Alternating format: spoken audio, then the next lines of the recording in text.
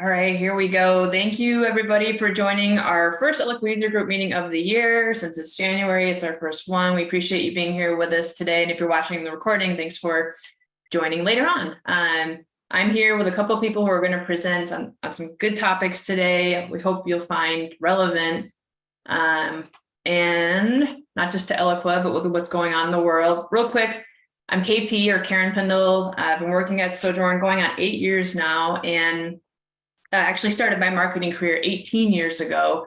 So I'm starting to feel like a little bit of an old lady when I think about that. I actually started using Eloqua when I got into marketing. I was in sales support first, and then 18 years ago started a marketing role at a company called USI, and they had Eloqua, and I couldn't even say it. I was like, in the job interview, asked them to spell it out for me. But long story short, 18 years later, I've had the privilege and honor of hosting this Eloqua User Group meeting. This will be my last one.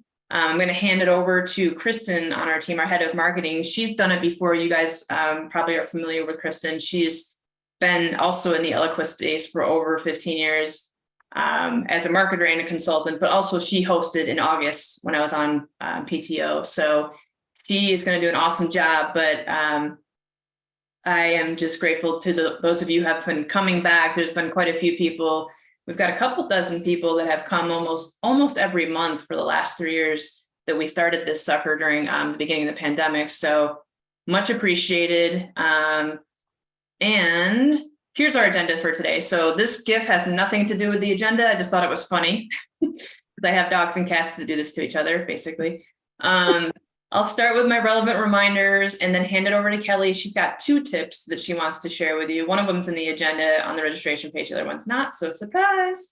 And then we'll hand it over to Dave from Motiva AI. About once a year, they come on to this Eloqua User Group and share the latest on the app that they have for Eloqua that does a couple cool things related to, you might have guessed, AI, like send time optimization and some other things. So he's going to give us the skinny on the latest benefits their app can help you with related to Eloqua, and specifically improving email results.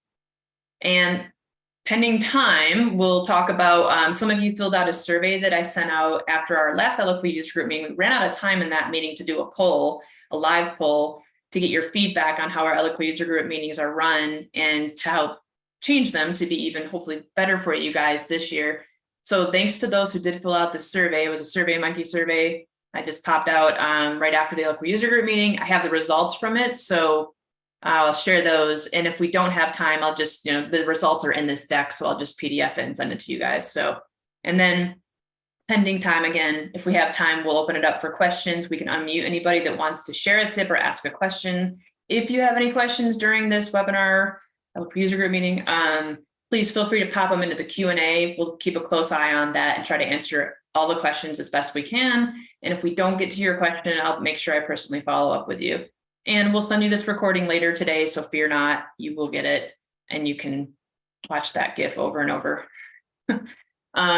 Just want to start with, the monthly relevant reminder for you guys, which is that actually Monday, a couple of days ago, Martin Luther King Jr. Day was honored in the United States. And of course, people around the world have much respect for him. His many actions and efforts that he put in while he was alive really helped with equality of not just race, but many different things: sexual orientation, sex, male, female, they, them, everything in between. He actually, if you want to know specifically what did he help with, it was the Civil Rights Act in 1964, which that was the first thing in American legislation that helped say it was illegal to discriminate based on race, color, religion, sex, and national origin. And that's been expanded upon since then. But at least he helped get that going. And then he also helped get the Voting Rights Act passed a year after that for racial discrimination to be illegal. So Black people could vote in the late 1800s. There was an amendment, I think it was the 15th Amendment that was passed. However, there were a lot of white people that just ignored it and were racist jerks, in my opinion. But basically, we needed another piece of legislation in the US to really enforce the right for anybody to be able to vote, women, Black people, anybody, because they were being discriminated against in voting polls. And it's It's interesting because some of that is happening in the last like 8 years, but again, people are trying to prevent it and make it equal for everyone to have access to vote and to be able to go and vote or mail-in votes. And just some other facts about Dr. King. He was extremely intelligent. So he actually was able to bypass a big part of what we call high school in the US. So grades, I think it's 9 through 12. At the age 15, he did well enough in school that he was able to go right to college. He earned a bachelor's degree in sociology and continued on and got his doctorate in systematic theology. So he really was learning about things that helped him with what he ended up working on with equality and legislation. And while he was in college, he was ordained as a Baptist minister. So you'll see images of him in churches. He actually was ordained as a minister. He wasn't just an individual that spoke well. I mean, he was that for sure, but he also had a background that, in being ordained, that he could go into churches and preach ultimately. As a little girl, I remember when I was in elementary school, I think I was in like 4th grade, I wrote a report on him and read a book and then wrote a report and learned a lot about him at that age and had a lot of respect for him. And he's always been one of my heroes, and just wanted to make sure we don't lose sight of it and just say Happy Martin Luther King Day and not really know what it means or what the guy did. He made a big difference in the United States, which also trickled over into other countries, not just the US, but most definitely in the United States. He was unfortunately assassinated in Memphis, Tennessee in 1968. Won't speak too much more about that. But in about less than 20 years after that, the then President Ronald Reagan, he passed a bill that came up with the federal holiday of Martin Luther King Jr. Day. So that's been in effect since 1986. And the reason why it's in January is they wanted to make it close to Dr. King's, not Martin, I don't know if I'm on first name terms with him, Dr. King's birthday, which was January 15th. So, and this is one of my favorite quotes of his. He has a lot of good quotes, but I really like this one. And I shared a different one last year. So a little history there for you, and much respect to Dr. King. Okay, switch it over to Eloqua. So if you didn't know, I'm sure quite a few of you here already know, the first Eloqua new release for this year is starting in February. So actually next Friday for pods 1 and 2. There's a webinar that the Oracle product management team put on yesterday. The recording is actually on the release center right now. If you click on this and open it, which hopefully you all have this bookmark. If you don't, I recommend it. Just make it really easy access to get to. If you scroll down, here's the highlights. So if you just want to quick read, that's a good way to get an update on what they have fixed or added or changed in the platform. And then the release dates. And where is it? I think I skipped over it. Bear with me. There is the webinar. I just watched it this morning. Son of a gun. Here it is. The recording. And when I'm done presenting and I hand it over to Kelly and Dave, I'll put some of these links in the chat so you guys have easy access to them. So this is the recording that you can watch. It's 48 minutes, not even an hour. So it's worthwhile just to help you guys stay on your toes with what's happening with Eloqua and know the latest. There were some changes, quite a few, to the Salesforce app for integrating with Eloqua. So if you have Salesforce and it's integrated with Eloqua, using the app, there's some good stuff there. And if you are using the older version of the integration with Eloqua and Salesforce and have been debating whether you should use the integration app, my gut recommendation for almost everybody is yes, absolutely, you should be. But I know there are some requirements that are not quite met with the app yet, but still, I would take a look at what the new features are in their app and consider migrating to it. It's much improved. And then just a little tip on, if you want to automatically get an email notification whenever there is a new release webinar video that's been posted to Topliners, and the Tip Tuesday for Eloqua, the Eloqua Tip Tuesday, the new tip of the week, or product roadmap updates. If you click here in Topliners, you have to log in. So I'm already logged in, so it's jumping ahead. My glasses on. You can go to notification preferences and then click new discussions, or you have other options here. I wouldn't pick unfollow, definitely not that one. but you can also choose, like whenever there's a discussion in comments, you can get like, as you hover over it, you can see it says notify of all new posts by email. And this one is notify of all new discussions by email. I personally don't want to get notifications of all the comments because some of the topics here get a lot of comments, but to each their own.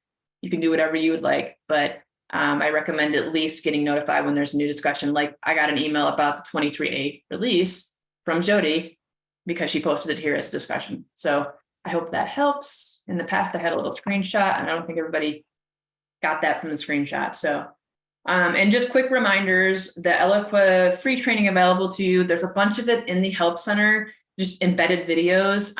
Most of them Oracle has posted on YouTube as well. And they link to those YouTube videos from the Help Center. Those are good to take a peek at to get some training under your belt. And there's always the Eloqua Explorer 1 hour free course you can take. It's through Oracle University, but it is free.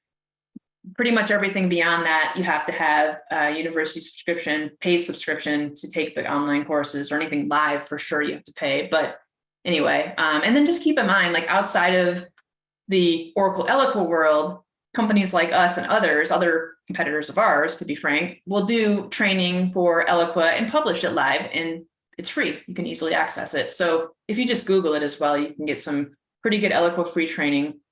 And then if you miss any of these Eloqua User Group meetings, no worries. We always post them the same day to our resource center on our website, which right now is hosted through Uberflip. But anyways, so just know we also put them on our YouTube Sojourn channel, and then we make a page that recaps it with a link to the embedded YouTube video right there as well. Last but not least, before I hand it over to Kelly, it's really good to keep everything focused on Eloqua, but you also have to step outside and think about what's the latest marketing strategy that I should be considering, or trend that I should be reading up on, or tech that's out there and changes in tech.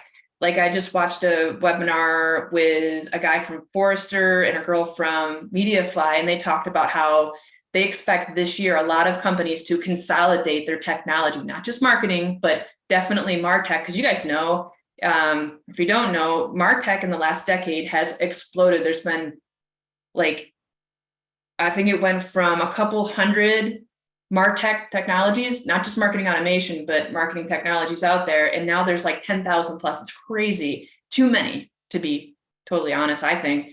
So ultimately I've heard this from others as well, not just in that webinar with Forrester, but that they're thinking this year, especially with, recession, companies are going to cut back and get rid of technology that they thought they needed, but they don't, or they have redundancies. They have 2 different website chat tools why do they? They really just should have one and consolidate. There could be a reason why they bought 2, but now it's time to save costs, be more efficient. They might have less people at their organization to administer the tech as well. So they want to just be more mindful of how they're not just spending money, but asking people that are at the organization to adopt it, use it, administer it, get value from it. So ClickC is a great place to keep up on topics just like that. So with that, I'm going to hand it over to Kelly. She's got 2 quick tips. There's the summary of them. Kelly, if you could introduce yourselves, I'll play Vanna White here. I'll progress the slides as you tell me. Awesome. Thanks, Karin. You revealed my secret surprise. My surprise tip. Cat's out of the bag. Well, thanks so much for joining today, everybody. I'm Kelly. I am on the Sojourn team as marketing automation consultant for Eloqua. And my background was working directly with Eloqua on the Oracle support team for about 5 years before I joined Sojourn. And I've been here for just over 2 years. Just celebrated my 2-year anniversary. Nice. So yeah, so that's me. I'm located up in Toronto, Canada. So I'm a little bit further north. But while we don't have a calendar holiday for Martin Luther King Jr., definitely appreciate and respect all of his hard work and the impact it's had on just the entire world, not just in America. So happy belated Martin Luther King Jr. Day. So the quick tips I'm going to be covering today are to do with some new terminology. You might have noticed it change in your Eloqua instance last year, and something else that's been changing across browsers that impacts Eloqua in a subtle way, but in general, just a little security update. Ready for the next one. Love these transitions. Thank you. It's fancy. The wind blew. That's what that was. That was some really well-timed wind. Yeah. Amazing. Yeah. So for this first part here, we're saying goodbye to old jargon and hello to clear communication. Specifically as it refers to whitelists and blacklists. These are just in general unclear terms, and they use colors to indicate access. What those are defined by include the words that we're going to transition towards, and I've highlighted there in Eloqua where you can see the word allow listing has been added under your security area. So under security configuration, and then allow listing, this is previously was listed as whitelisting. So whitelist and blacklist, again, they're using those colors and these terms. Yeah, Karin highlighted it there. That's great. These were, inaccessible and would require that they be defined. Whereas if we just use the word that we define them as, which is the list of people that are allowed and the list of people that are blocked, or users, or whichever IP addresses, that anytime we're referring to that, we could just call it the allow list or the block list. And there's different elements of just cybersecurity in general where these terms were already in place, and we're just adopting them across all these different avenues, moving forward and moving away from any inaccessible or inappropriate terms, because the only reason that it's whitelist or blacklist is that there's a positive connotation to white and a negative connotation to black. So these new terms, allow list and block list, are more race and just culturally neutral. So yeah, you're going to see these everywhere, and in general, just if you're presenting anything or you're discussing these aspects of your instance or any other list where you're talking about access, we're going to move forward with allow list and block list. So that's just there's nothing else to really say on that. I'm not sure. I was going to summarize something else, but it's black, it's white, they're opposite. Same goes for allow and block. Yeah. It makes a lot of sense. It really does. And it's just, I think, good to be respectful of other human beings. And this is a very simple one where hopefully very few or no people disagree and want to use the old terms. But this is why we're sharing it with you guys, and hope that you'll adopt these names if you haven't already. Allow this and block this. Yeah, and in general, that it's going to be clearer communication across teams, because it's not just your IT and cybersecurity teams that are going to refer to who's on the allow list, who's on the block list. So then it just requires less explanation, as well as just being better for everybody. Agreed. Completely. Yeah. So the surprise tip came to me this week from one of my clients who was asking about why the EV certificate was preferred over another type for Eloqua, and the answer there is just that it is the preferred and most trusted type, and that the feature of the green bar was listed in Eloqua's documentation as one of the many reasons that EV was the most trusted certificate type to use. But in looking into that, we discovered that it no longer exists. So I thought it would be good to add to our meeting today. And in case you hadn't ever even realized either that it was there or that it left, that I would cover both. So what was it?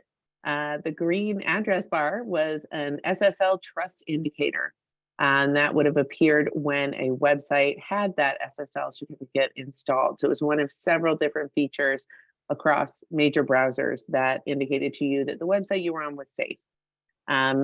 These symbols, they've come and gone, a lot of different ones. The green one was there for quite a while and was a very important element, but has been replaced by just having the padlock symbol. And then it leaves it up to the user to click on that if they, want to know more about how it's protected. And how long has this been gone? They started getting rid of it in 2018. So it's been gone for a couple of years, from Safari specifically. Google was one of the last ones to implement the change. And they cited that ultimately, rather than showing people when a website is safe, that they would tell them when it isn't safe, because it is becoming a best practice and is more standard that any website have an SSL certificate than for it not to have one. So an alert saying, hey, you sure you want to proceed to this website, which you may have noticed more of those just in your everyday browsing online, that is the direction that all the major browsers have headed, is to just use the padlock and otherwise only warn you when there's a risk. I will admit I didn't notice this until you pointed it out a couple of days ago. I was like, gosh, but I did notice there was an increase in the web browsers alerting me like you're about to go to a non-secure page. That's, in my mind, I'm like, oh, it's not HTTPS, it's HTTP and there's no SSL. And I'm thinking about Eloqua stuff. But anyways, I appreciate that that's the case, because it makes it really evident that you're about to go to perhaps something that's unsafe. It's not always the case. Sometimes it's just companies that have not updated their website quite yet. But thankfully, I think most people have. But this is very interesting and random, but it's a good thing to know. Yeah, and in general, they both of these tips are kind of security based. Yeah. The second one being less applying to Eloqua, and the first being more about terminology. But these are some changes, and speaking to what Karin was discussing on just the future of marketing online and keeping abreast of all of these changes and updates, and how even just these subtle cultural changes can affect the technology world as well. Everybody wants to feel included, and outside of equality, there's also equity, and making sure that everyone is getting, what's fair. Yeah, exactly. Well said. Well, thank you, Kelly, for two very mindful tips. We actually did not intentionally pick the Allowlist Blocklist because of MLK Day, but it just coincided really well. It's kind of funny how that worked out, right? Yeah, it was perfect. It's very timely. So next, our topic is something that I think a lot of us are trying to do, is consistently improve our email results. We get them in a good spot, we hit our goals, and you just want to strive to do better, or maybe you're not hitting your goals, what have you. But anyway, I'm grateful to have Dave here from Motiva AI. He's back. His team has been here before to help you guys understand what their apps for Eloqua can do to help you with your emails and improving email results. So with that, Dave, I'd love to hand it over to you to share with us what the latest greatest is. Thanks, guys, and Happy New Year. Good to see you all again. Let me just shift over to my side here. Yeah. Awesome. See okay? Yep, it's not presenter mode, but we can see your screen. Yeah. And that's okay. It's pretty big. Let's do this. So thanks for having us again. It's always a pleasure to be back here. And thank you guys for the reminder about MLK Day. That's very timely, very cool to see that happening. And Kelly, for your tips as usual. Appreciate that. So we're Motiva AI. We are an Eloqua app, so an add-on app. You can find us in the Oracle Cloud App Store, along with a bunch of other places, including your own admin panel. You can just go into that sucker and turn us on and start to use us. We've been around for about 7 years, so we're pretty well versed in this space. We do spend most of our time in the Eloqua community, although we have now begun to serve other major marketing automation platforms like Marketo and Unica and some others we've got on the docket for this year. You can think of us functionally as kind of a brain for Eloqua, just in terms of what we do. So you're still, when you're using Motiva, you're still using Eloqua to basically do everything you do today in terms of setting up campaigns, running those campaigns. Eloqua is still sending out the email, doing all the tracking. Nothing on that side changes. But what you do use the app to do is essentially have our AI tell Eloqua what to do for whom and when, essentially. And when we think about just what to work on in terms of features, functionality, capabilities, that sort of thing, we kind of break it down into 4 areas where we feel like really well-designed AI can make the best big difference for teams and individual marketing team members. And so the 4 are really these. It's not surprisingly, number 1, have a healthy data foundation. So make sure those syncs are working. Make sure the contacts that you are reaching out to are actually reachable.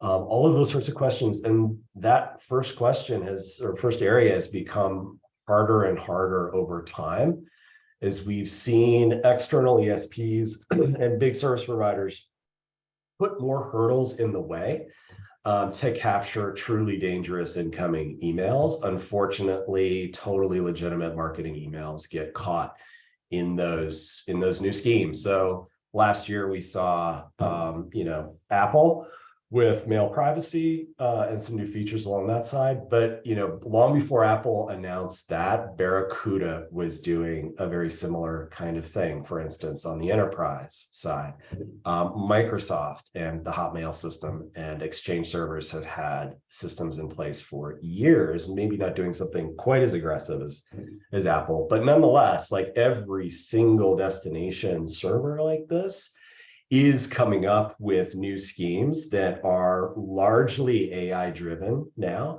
to try to filter out what they think of as bad or dangerous email. So not surprisingly, not surprising that they've done that. There's a lot of bad stuff out there. But like I said, a lot of legitimate email gets caught there. So trying to handle that. The number 2 thing is just creating great content for folks that people want to engage with. And we've got some features around that. Sending it when they want to receive it. No brainer there. We've known that for a long time. However, we've got some new tools to get much more personal about that and just give teams greater control over what's getting sent out and finer granularity of that control. And then finally, understanding the audience, really getting granular about segmentation, about how we define those audiences, and getting better and better at that over time.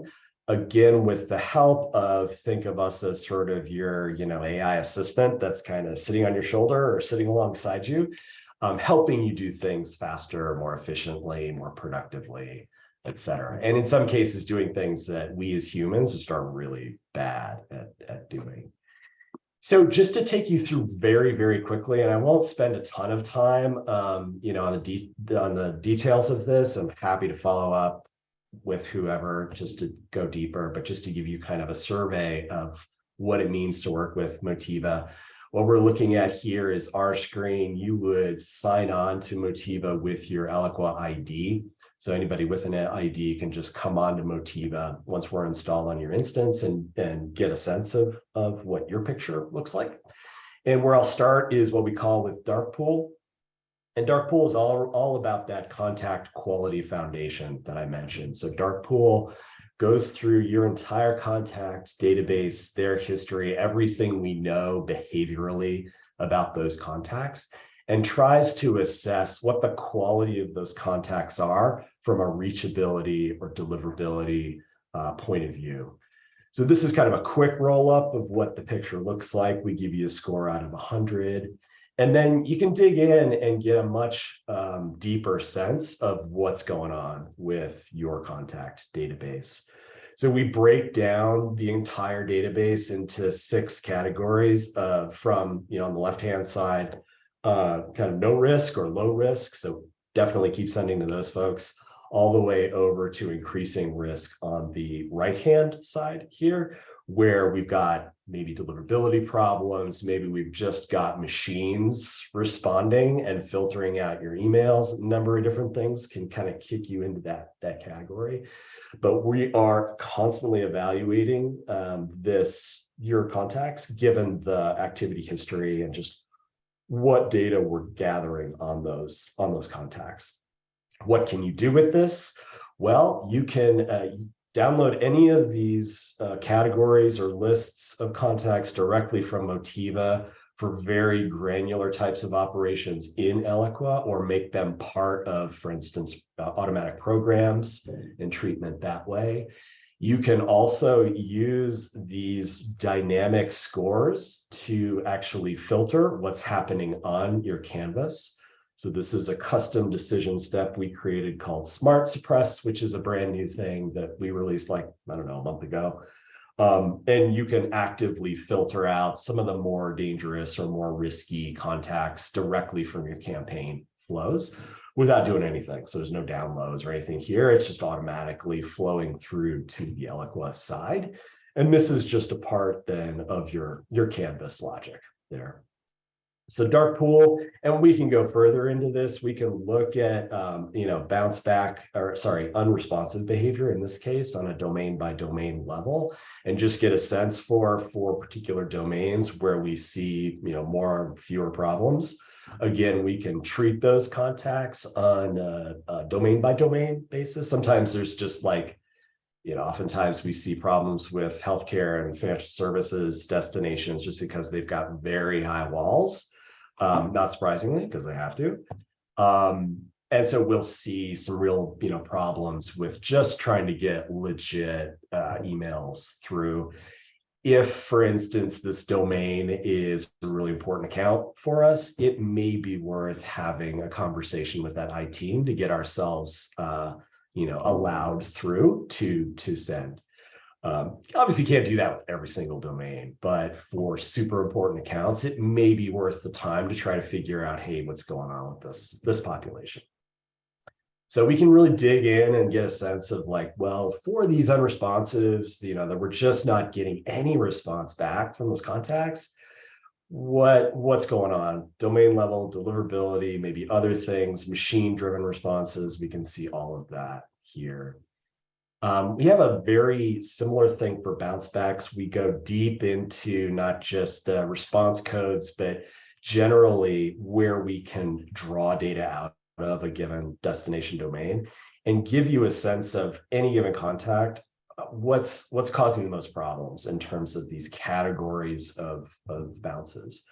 And these top 6 are what we would consider hard bounces. Those emails are not getting through. They are definitely getting caught. There are a number of different reasons for it. And these are areas where we would suggest, over what Eloqua normally suggests as soft bounce backs, we would actually suggest that you change these to hard, and at least to get these contacts out of your campaign flows. They're doing nothing to improve your response rates. They're probably eroding your sender score or doing worse things. In any case, you're not getting through to these contacts. So it's a kind of an extra,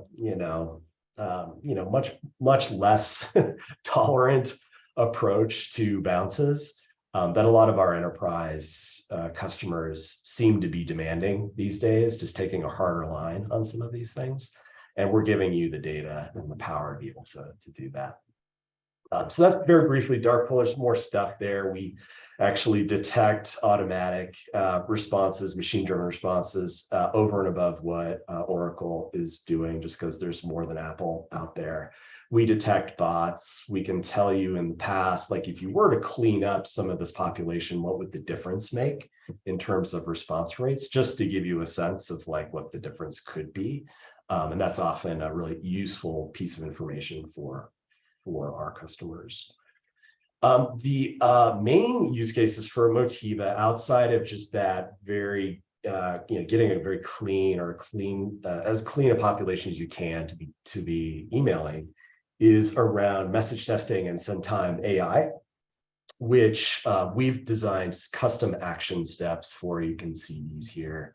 These just slot in and replace the normal Eloqua send step. Operate in basically that same way. They're telling Eloqua to send email. The difference being, this is the message testing step we're looking at. We can use any number of email variants in an experiment and test out things like subject lines and CTAs all at the same time, and essentially give that job, all the experimentation, interpretation, whatever, over to Motiva to handle for us. We don't need to do any, besides this configuration here, any manual work along the way. And we'll give you a sense of like, what are good subject lines? How can you improve your subject lines over time as well? And that can be a very powerful way to test out multiple things at once, have Motiva actually teach the team, both the ops team and the creative team, what's working and what's not, and help you get better performance out of every campaign that you're running. So message testing is there on the canvas. We've also got this send time step. All its job is to do is to figure out the best time to send email to every single individual contact in the database. It's significantly different from what Oracle AI offers and how it operates. It's unlike Oracle's, ours is actually using machine learning and AI. And it not only uses individual contact history, but it's a very sophisticated approach to how humans change over time. For instance, if you move to a new time zone, if you pick up a new, email cleanliness behavior, whatever, it notices all of those changes and can adapt to them. We also, everybody's got a bunch of contacts that have never done anything in the system, got zero history on. So we use a sophisticated approach to like modeling to give ourselves the best place to start for experimentation. And then Motiva never rests. So it's a global system. Every time it has a chance at sending an email or having Eloqua send an email to a contact, it's shifting its strategy just a little bit, just throwing in a little bit of randomness and learning a little bit more about the human preference at the other end. So it's constantly trying to get better at what it does. And that's the power of machine learning, really. So that works the same way. You just throw it into the canvas just like this, hook it up just as normal, works that same way. And then, so that's kind of the active side. Over and above dark pool cleanup, you can see some of the reporting from multivariate or send time steps over here on the email tab on the Motiva app. Very easy way just to look at what's happening. Again, you don't need to do anything here. This is informational to the team. You can actually send these results out to the team in a very pretty print kind of well-formatted email to decision makers or whoever is interested in seeing the results of what you're up to. We're looking at a 4-way test here that happened where we did get to a single winner by the end. And all along that time, we gave Motiva to experiment. It was constantly trying to figure out, with this given mix of messages I've got, what am I learning so far? So this is really different from a single shot experiment that you may be familiar with Simple campaigns on Oracle. This is every hour during the campaign. It's taking a new sample population from your segment, sending out your variants, learning from the response, and then using whatever it's learned so far into the very next send that it's doing. So it's getting smarter and smarter with the responses that we're getting from the humans here. So that's message testing and just how that reporting works. We can also see things like who's responding to these emails and what do they have in common. And so we can often pick up new segmentation ideas here, for instance, and this is just your own contact DB data that we're projecting against our machine learning results. But for instance, different types of people responded to different types of content. And we can pick up new ideas for either content or segmentation or both for use in the future. So this is a great way for the team to kind of learn to get better at that on both sides of that equation over time. And then the really cool thing we love to see is customers using these responses over into things like designing ad campaigns on LinkedIn or Facebook or wherever, designing new landing pages and web journeys that are specifically focused on what we've learned here about people and what they like to engage with. So that's who responded. We've also got another view of this and this is another new feature for Motiva this year, is bringing in predefined personas or segments from Eloqua over into reporting. And again, getting a sense for different content variations or strategies, which ones work for whom. And so if we've got 4 predefined personas over here, we can see across those 4 variants, very different results from the different personas that we've set up here. Some work better for others, right? So again, this can be another insight into how we can get better at matching content or matching campaign strategy with the segments that the business has defined. So that's personas. Very quickly, again, this is a report where you don't need to do anything with necessarily. Really the usual learning here is to let Motiva SendTime AI do its thing. But it is a picture of across any given week, 168 possible slots in those 7 days. Where are you getting the most bang for your buck in terms of send times? So we're looking by default at the global view. You can also filter this down to individual campaigns or emails or meaningful segments or whatever you want, and see the picture from that angle. But the best advice is, wherever you have that latitude, to let the machine decide when it should be sending email to any given person at any given time. That's usually the best option. Sometimes you don't have the leeway. Sometimes it's, you've got an email that's got to get out in a day or this hour. And you just don't, have the flexibility to let the machine decide. The human has to decide in that case. But where you do, and oftentimes, with some good planning, you do know that you'll have a few days or you'll have a full week to let Motiva do its thing. And that's where we see some of the biggest bang for the buck, is just, again, letting machines do this, because machines can figure this out in a way that we just can't as human beings. So that's that. And then the final, or one of the areas that I wanted to highlight here, is just the frequency management system. There's been some pretty important updates to this recently. Frequency management system, as you can probably surmise, it is the system operating at a global level where you can set thresholds for contacts for different types of emails. And then Motiva will take care of tracking in the background who is allowed to get what up to a certain limit that you send. So it does all of the traffic management, all of the accounting in the background, once you've got it configured. We're looking at the reporting side here that gives you a sense for what those policies might be. And then we give you this very full control over essentially any type of policy you can imagine, and then setting those policies up in priority order, or even campaigns in priority order for Motiva to keep track of for you. And then once this is set, we're just operating under these rules with Motiva steps. And then whatever contact we flow through, essentially every single time we're asking, okay, for ID, whatever, do we have permission to send this type of email right now? No? Okay, we're going to hold on to that contact until we have budget to send. And it's going to ask that question every single time it's being asked to treat a contact. So that's a frequency management system. It's a great way to stay in compliance with your own team's set principles, or even we've seen enterprise legal teams coming down on some of this stuff, surprisingly. And this is a way to keep within the bounds without a bunch of human effort again.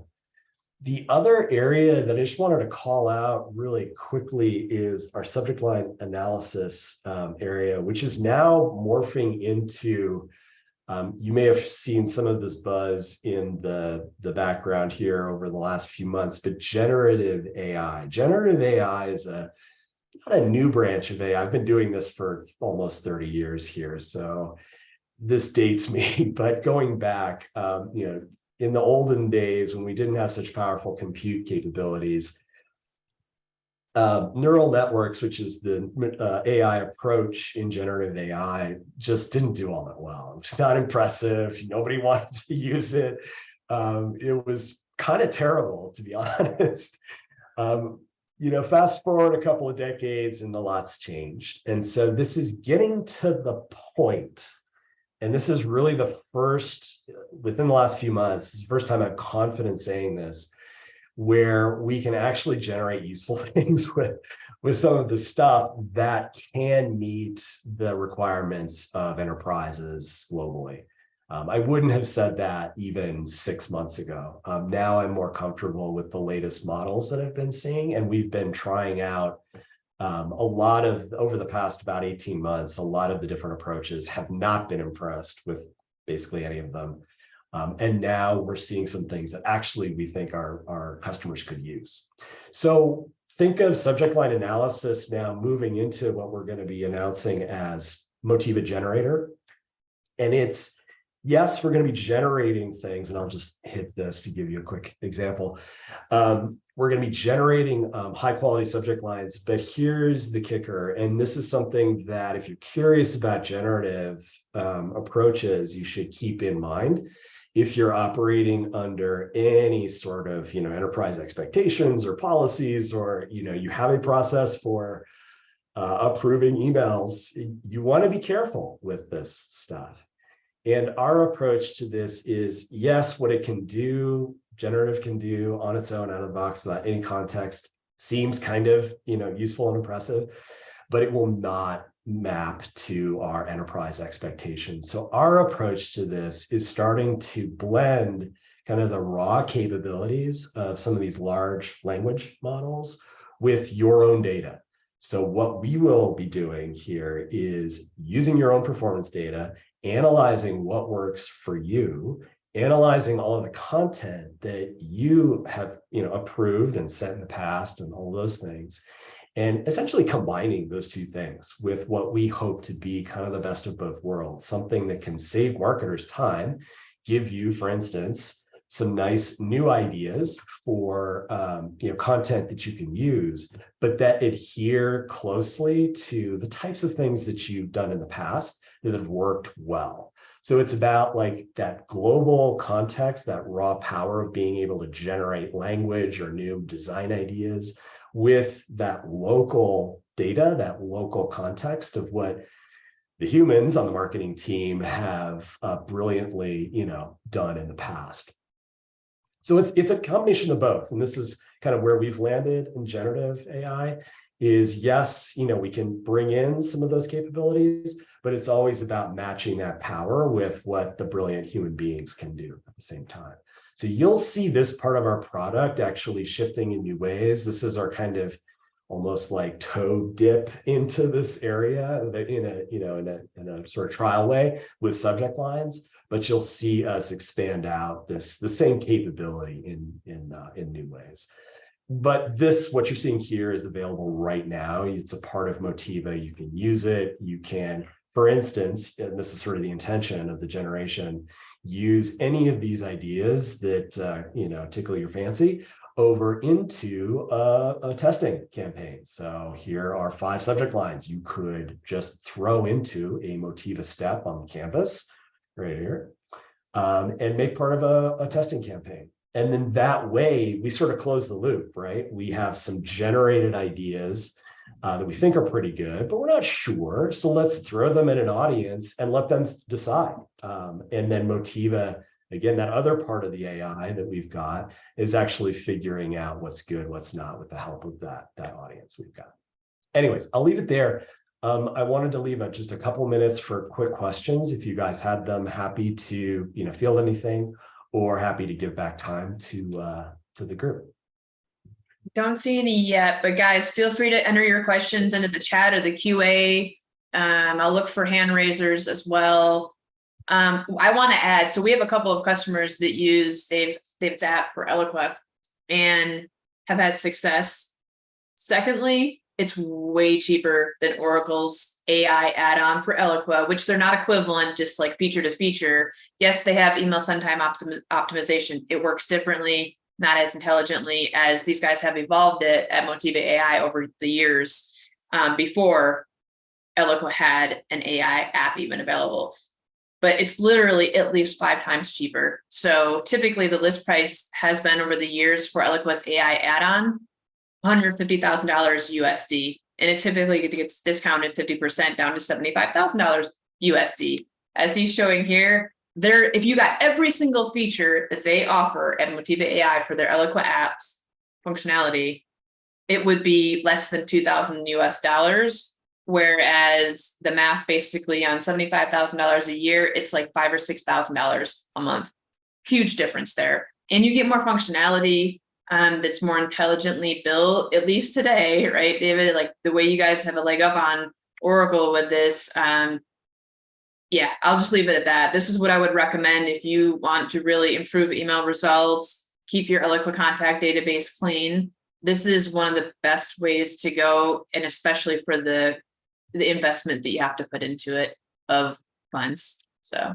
Yeah, thanks for that. And I should have mentioned that we have started to do this a la carte thing where we can break up features. So if you don't need, send time, we're not going to charge you for send time. We want you to get the absolute most out of Motiva as possible. And if that for you is just want dark pool or just want message testing, we're happy to work with you to make that happen.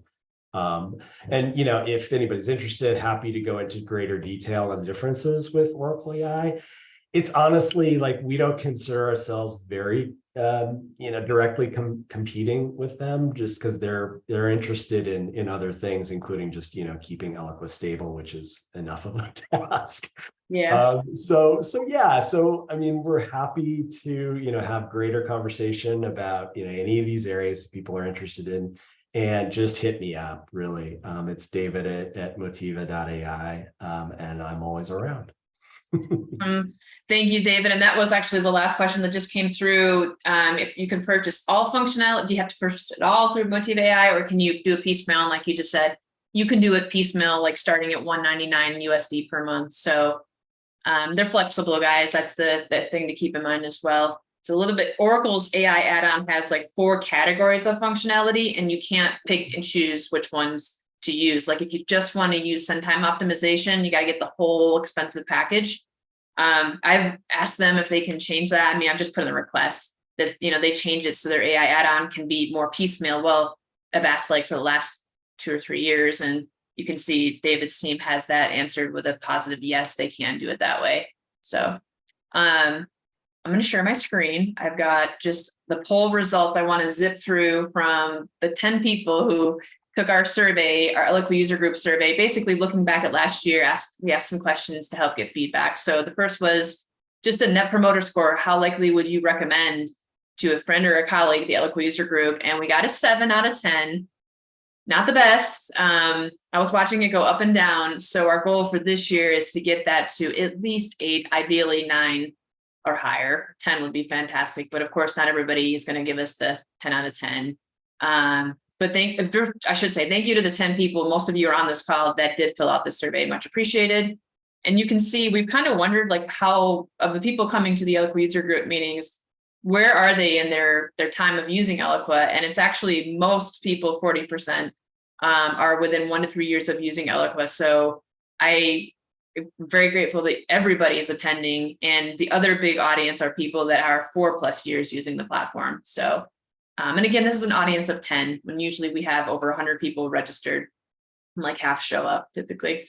The next question was, what type of EUG presentation do you find the most useful? The winner, not surprising, was the Eloqua new release presentations, where somebody from the Oracle product team presents the highlights of that new release. So next month, we're hoping to have one of them come present the 23A release highlights. And then the other big category was Eloqua tips by Sojourners. So we'll keep those going from our team. I asked you guys want me to keep sharing monthly like celebration awareness updates at the beginning of the Eloqua User Group, like today's was MLK Day, that reminder and understanding of it. And it looks like overwhelmingly, thankfully, everybody said, not everybody, 8 out of 10 said yes. So we'll keep that going. And then I was just curious, with people attended in-person Eloqua User Group meeting. This started out like as a hell no, and then it came back, and now it's 5 to 5. So not to say that we're going to host one, but it's good to know that if we were looking at doing something like that this or next year, that we'd probably pull you guys again and ask at that point, and we got closer to planning. But it looks like people are open to traveling. And then last question was, would you be open to presenting an Eloqua User Group meeting? I have a hard time getting actual Eloqua users who aren't working for like a partner like us or an Oracle employee, basically end users of Eloqua, to present in these Eloqua User Group meetings. I have almost 3 years I've been running this, and well, this kind of justifies, I guess, most of you guys don't want to present, which is okay. It's fine. Like, we get it. You're busy doing the actual job, using Eloqua, being a marketing practitioner outside of Eloqua as well, doing things. So if you ever do want to present, just let myself or Kristen on our team know. We're basically out of time. I don't see any other questions in the Q&A or the chat. Feel free to pop them in there if you do think of them, or any question or two. So we'll just get this wrapped up though. The next Eloqua User Group meeting is Thursday, February 16th. It will be a different Zoom location. We'll switch it over to one of Kristen's Zoom locations. We'll send out an invite, just like we always do, the week before. It'll have all the information you need to register and get the new Zoom location. It's been this same Zoom location for the last 3 years. We never changed it. And I just want to say thank you again to you. There's various people here right now that have continued to attend. I appreciate you guys doing that and taking the time every month to spend it with our team. And Kristen, I want to thank you for your help with running the Eloqua User Group over the last 3 years. Kelly, you've presented multiple times, so have other Sojourners, and I think you've probably presented, besides myself, the most. And just really want to thank you guys for your help putting this together. It takes a team for sure. One person to corral everybody, but a team to make it happen. So thank you guys for being a part of it. It's going to continue to be great the rest of the year, of course, with Kristen. Like I said earlier, she's a longtime marketer and Eloqua user consultant. So you're going to be in very good hands. So with that, I hope everybody has a good rest of your Thursday, a nice weekend, great January, the whole shebang. But stay healthy and safe, everybody. Take care. Thanks for attending. Bye, everyone. Thank you for running this over the last 3 years. You bet. It's been truly a pleasure. I've enjoyed it. I'm going to miss it. Absolutely. Thanks, Thanks, KP. guys. Kudos. Welcome. Bye-bye. Bye, everybody.